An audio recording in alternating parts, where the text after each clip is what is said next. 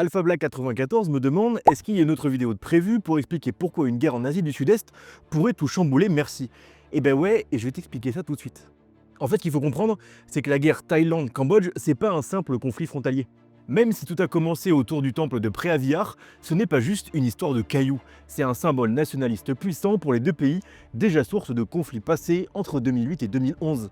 Mais la différence cette fois, c'est que les deux camps, ils ont mobilisé énormément d'artillerie, énormément de soldats, énormément de F-16, et que les pertes civiles commencent déjà à être par dizaines, et on n'est qu'au début de ce conflit.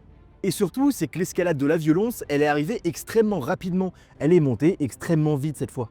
La région est déjà super instable. Les tensions en mer de Chine méridionale, la militarisation du Vietnam, les manœuvres de la Chine ou encore les rivalités régionales. Une guerre ouverte entre deux pays de l'ANASE, c'est un coup dur pour l'unité régionale. L'ANASE, c'est l'Association des Nations de l'Asie du Sud-Est. Et ça met la pression sur des voisins comme le Laos ou le Vietnam qui peuvent difficilement rester neutres si le conflit s'enlise. Et un autre problème énorme, c'est que l'effet domino est vraiment réel. Ce genre de conflit peut encourager d'autres revendications territoriales dormantes. On parle ici de conflits potentiels, notamment entre la Birmanie et le Bangladesh, la Malaisie et les Philippines, ou encore l'Indonésie et le Timor oriental. En fait, la guerre entre le Cambodge et la Thaïlande, elle va montrer que la force militaire peut redevenir un atout de pression. Et ça, c'est un précédent plutôt dangereux.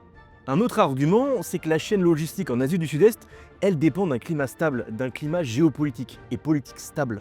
Une guerre durable entraîne la fermeture des frontières, les déplacements massifs de population ou encore le ralentissement économique. Et le Cambodge et la Thaïlande, c'est des hubs touristiques.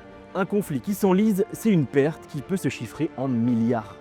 Et enfin, le dernier argument, c'est que les grandes puissances, elles ont un rôle à jouer en Asie du Sud-Est. La Chine, les États-Unis et l'Inde ont des pions dans la région. Et si le conflit s'étend, tous ces acteurs, ils vont finalement intervenir. Ils vont fournir armes, soutien militaire et soutien diplomatique, exploiter la situation pour gagner en influence et pousser à des alliances forcées. Et là, on passerait d'un conflit local à un conflit par procuration, un peu comme en Ukraine ou au Yémen. En fait, ce qui est plutôt dramatique, c'est que le Cambodge et la Thaïlande, ils jouent avec le feu sur une forêt qui est déjà extrêmement sèche.